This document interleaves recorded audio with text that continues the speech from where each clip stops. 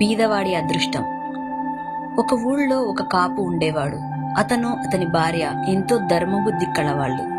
అయితే వారికి గంపెడు మంది పిల్లలు ఉండడం చేత భార్యాభర్తలు ఇద్దరూ ఒళ్ళు విరుచుకొని పనిచేసినా అందరి పొట్టలను నిండటానికి గంజి తప్ప మరేమీ ఉండేది కాదు. ఏ పూటైనా సంగడి తింటే ఆ పూట వారికి విందే. ఇంతగా తిండికి కటకట పడుతున్న ఆ కాపు దంపతులు ఆకలిగొని వచ్చిన వారికి ఎన్నడూ లేదని ఎరగరు. తాము తాగే గంజిలోనే అతిథికి కూడా ఎంతో ప్రేమగా ఇంత పోసేవారు.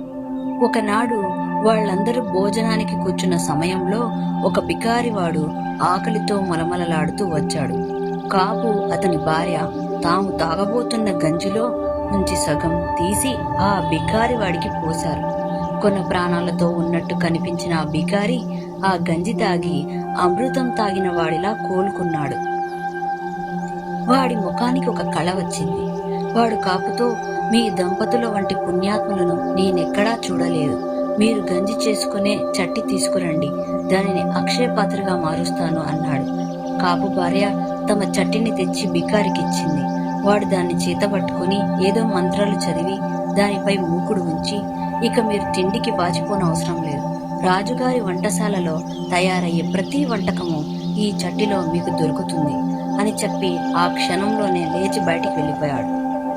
కాపు దంపతులు ఈ బికారివాడి మాటలు నమ్మలేదు గాని వాటిని ఒక ఆశీర్వాదంగా మటుకు భావించారు. అయితే ఆ రాత్రి కాపు భార్య గంజి కాయటానికి చట్టి మీద మూకుడు ఎత్తేసరికి కమ్మని వాసనలు వెదజల్లుతూ చట్టి నిండుగా వంటకాలున్నాయి. అందరూ ఎక్కువగా తిన్నప్పటికీ అవి తరగలేదు. అది నిజంగా రాజభోజనమే. అది మొదలు కాపు దంపతులు వాళ్ళ పిల్లలు ఆ చట్టి ధర్మాన తాము రాజభోజనాలు చేయటమే కాక తమ ఇంటికి వచ్చిన అతిథులకు కూడా అదే భోజనం పెడుతూ వచ్చారు. కాపు తన ఇంటికి వచ్చిన అతిథులతో, అయ్యా, నేను పెట్టేది తినండి, కానీ దాని గురించి నన్ను ఎలాంటి ప్రశ్నలు వేయకండి అని వేడుకునేవాడు. అతని ఇంటి భోజనం చేసిన వాళ్ళు ఇతర చోట్లకు వెళ్ళి, ఫలానా రైతు పెట్టిన భోజనమే భోజనం, మహారాజులకు తప్ప అటువంటి భోజనం దొరకదు అని చెప్పుకునేవాళ్ళు.